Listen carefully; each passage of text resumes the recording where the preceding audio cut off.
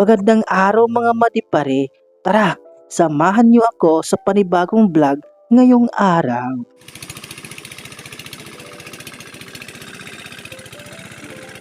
Season na nga mga madipare ng taniman ng palay. Kaya nandito tayo ngayon sa farm para maglinis ng palayan.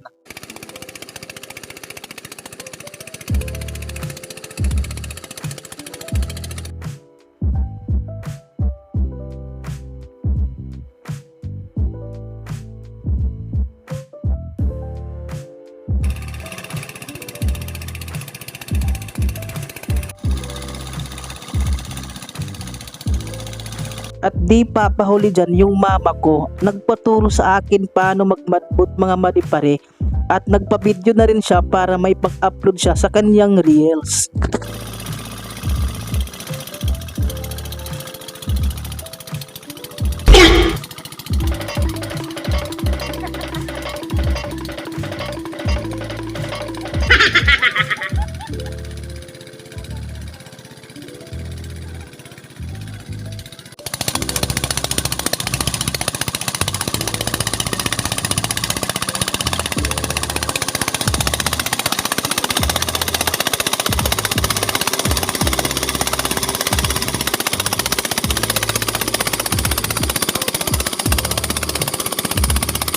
Medyo nahirapan nga mga bari-pari yung mama ko dahil mabigat na nga, dinidiinan niya pa. Yung pagmamatbot mga bari-pari dapat sasabay ka lang. Huwag mong ididiin at huwag mo rin itutulak kasi nakaandar na yan, sabayan mo lang yung matbot. Kung kailangan ng lumiko mga bari-pari yung matbot, tsaka mo palang i-assist yan paliko kung saan kang papuntang direksyon. Mayroon talaga mga bari-pari na parte yung palayan na talagang malalalim na kung saan naliliping yung matbot. Nakakapalang mga bari-pari tutulak or hihila or didiinan man hanggang sa makaahon yung matbot at makatakbo ng maayos.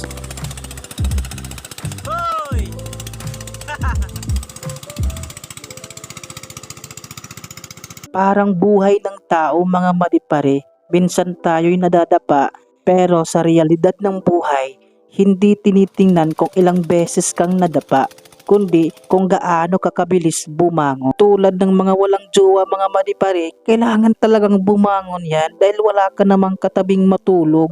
Huy!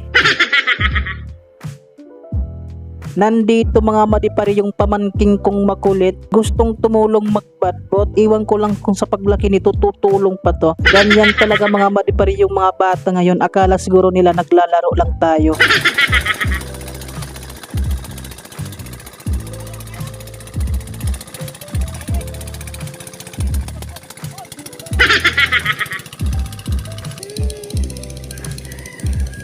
Kita ba ako kaya?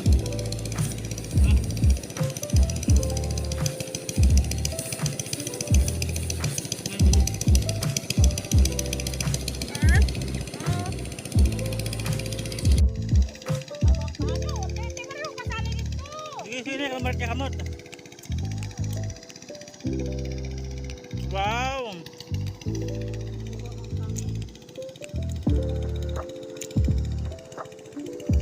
Maraming salamat mga madipare sa inyong patuloy na pagsuporta. Hanggang dito na lang po tayo, hanggang sa muli nating vlog. Babush!